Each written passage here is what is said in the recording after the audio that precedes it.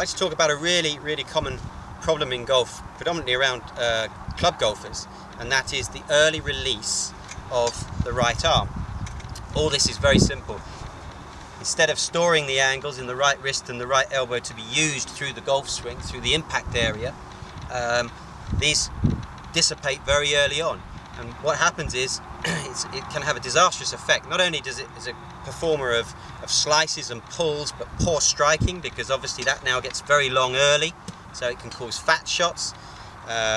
Power just disappears completely because we haven't stored it any longer. And I just want to show you a very simple drill, something you can do it away from the golf course, to really just create the feeling of how do I hold the angle, because the angle sometimes disappears just purely because of the weight of the club. As the club gets out here and gets heavy, it obviously, you're fighting gravity and you're fighting the weight of the club, and that alone can send it down early. If you turn the club around, just your right arm, as you go back, just fold it, set these angles, and literally release it. You could almost release it at a T-peg or a dandelion or whatever, something that you've got focus on. The key here, hold the angle as long as you can, listen for the swoosh. The swoosh needs to happen beyond the golf ball or the target you're at, not early.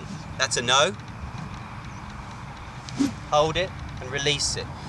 This is identifying, getting your brain to identify with the action. We've taken the weight away by turning the club around. That makes it easier, and also it makes it great for the swishing.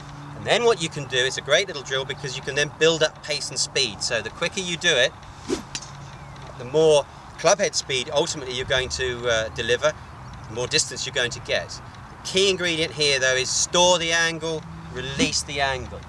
Great awareness drill, something you can do away from the golf course in the winter, and I'm sure you'll benefit greatly from it.